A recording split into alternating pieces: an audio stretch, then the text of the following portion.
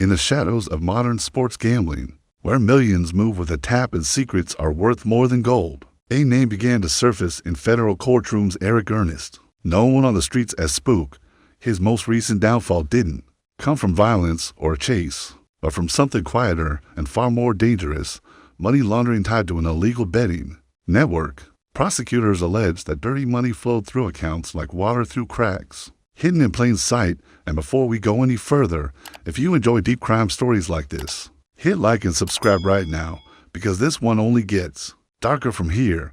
According to investigators, this wasn't sloppy crime. It was calculated, organized, and built to survive scrutiny. Individuals such as Chauncey Billups, Damon Jones, and Terry Rozier were taken into custody today.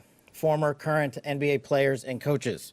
What you don't know is that this is an illegal gambling operation and sports rigging operation that spanned the course of years. It was striking to see Chauncey Billups, NBA Hall of Famer, Finals MVP, sharing a courtroom and a defense table with purported mobsters and other alleged criminals.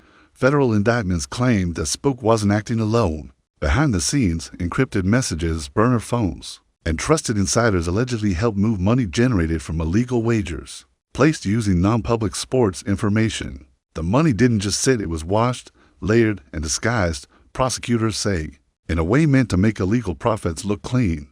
To authorities, this wasn't gambling for fun. It was an operation. What makes Eric Earnest's story unsettling is not just the charges, but how close this world allegedly sat to professional sports itself. Investigators claim inside information details never meant for the public became currency. A late injury update, a lineup change, a silent edge that turned games into guaranteed profit. And when the winnings piled up, that's where money laundering allegedly stepped in. But Spook didn't earn that nickname overnight. Long before federal agents began tracking transactions, his name had already carried weight in underground circles. People didn't talk about him loudly, they whispered. In these spaces, reputation is protection and anonymity is power. Prosecutors now say the same mindset shaped the structure of the alleged scheme: quiet, insulated, and hard to trace. Court documents describe a network that blurred the line between street-level hustle and white-collar crime. There were no masks or safes blown open, just spreadsheets, accounts, and digital trails that authorities say eventually betrayed their creators. The irony is brutal. The very systems designed to hide money may now become the evidence that exposes everything. As the case unfolded, the name Marv's fairly surfaced alongside Earnest, linking multiple aliases, connections, and roles within the alleged conspiracy. Prosecutors argue this wasn't coincidence, it was coordination. Each player, they say, served a purpose, whether gathering information, placing bets, or helping money disappear and reappear somewhere else. Today, Eric Earnest's story sits frozen in a courtroom timeline, a reminder of how modern crime doesn't always look like crime anymore. It looks like data, it looks like success, and it looks untouchable until it isn't.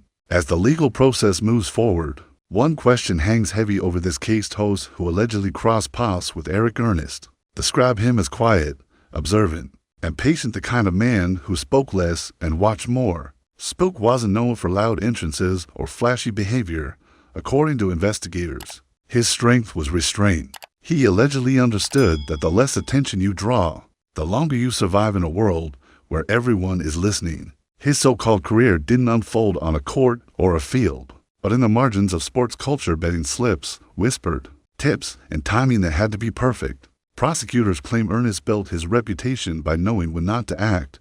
In underground gambling, hesitation can be fatal, but overconfidence is worse. Spook allegedly walked that line with precision. People familiar with the scene say he had a deep understanding of sports beyond fandom. He didn't just watch games, he studied patterns, injury histories, rotations, and momentum. Federal authorities now allege that this knowledge was paired with access to information that wasn't meant to be public, turning ordinary games into calculated opportunities. What separated Earnest from smaller operators, prosecutors suggest, was discipline. There were no emotional bets, no reckless risks. Every move allegedly followed logic. Wins were expected, not celebrated. Losses were absorbed, not chased.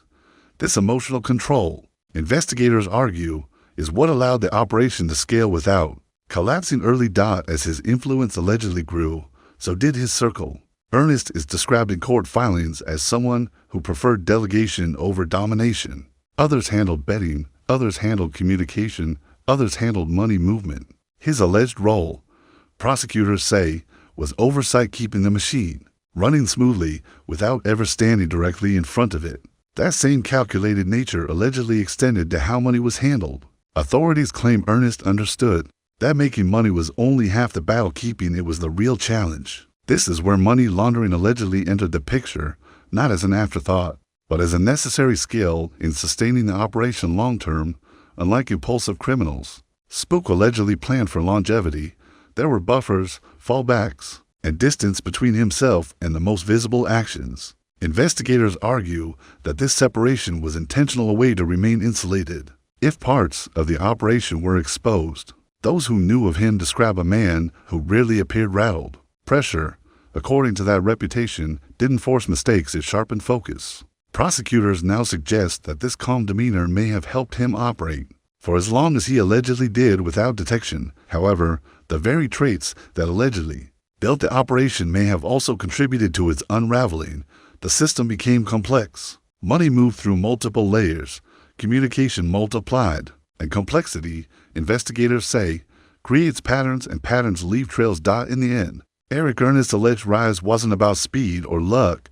It was about patience, control, and understanding how modern systems can be bent without immediately breaking. Whether the courts ultimately see him as a strategist or simply another figure caught in a widening federal net is a decision still to come.